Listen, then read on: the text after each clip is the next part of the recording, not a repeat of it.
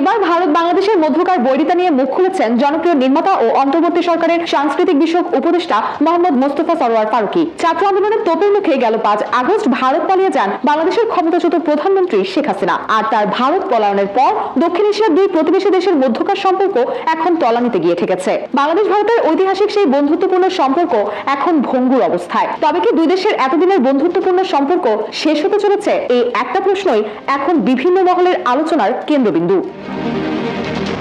বৈষম্য বিরোধী আন্দোলন থেকে গণ অভ্যুত্থান, এরপর সরকার পতন, এখন পর্যন্ত দেশের প্রায় প্রতিটি ইস্যুতে নিজের অবস্থান থেকে সাদাকে সাদা ও কালোকে কালো চেনানোর চেষ্টা করে গেছেন ফারুকী। এবার স্পষ্ট জানিয়ে দিলেন হাসিনার পতনের এই বাস্তবতা ভারতকে মেনে নিতেই হবে। শুধু তাই নয়, ভারত চাইলেই নতুন করে বাংলাদেশের সঙ্গে সেতু বন্ধন করতে পারত।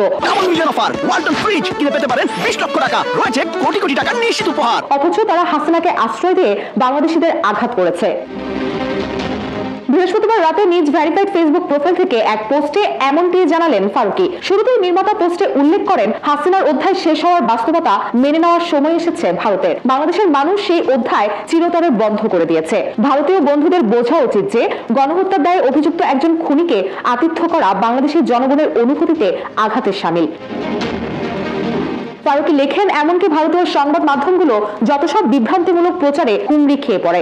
অথচ এমন পরিস্থিতিতে বাংলাদেশের সঙ্গে একটি নতুন সম্পর্কের সেতু গড়তে পারত ভারত, যেটি বুদ্ধিদীপ্তের পরিচয় হতো। বাংলাদেশের সংখ্যালঘু জনগোষ্ঠী ভারতীয় মুসলমান এবং খ্রিস্টানদের চেয়ে অনেক ভালো অবস্থায় আছেন বলে উল্লেখ করেন ফারুকী। এই প্রসঙ্গে নির্মাতা লেখেন, বাংলাদেশের সংখ্যালঘুদের পরিস্থিতি নিয়ে বাংলাদেশ সরকার খুব ভাবছে। আগের সরকারের তুলনায় বাংলাদেশের সংখ্যালঘু সংক্রান্ত ঘটনার সংখ্যা প্রকৃতপক্ষে কমে গেছে। তিনি আরো লেখেন, আমরা আন্তরিকভাবে সমস্ত শীর্ষ আন্তর্জাতিক সংবাদ প্ল্যাটফর্মের সাংবাদিকদের স্বাগত জানাই দেশের বাস্তব চিত্র তুলে ধরার জন্য। এরই মধ্যে বিবিসি, আল জাজিরার মতো স্বনামধন্য গণমাধ্যমগুলো ভারতীয় মিডিয়ার ভুয়া খবরগুলো নজরে এনেছে।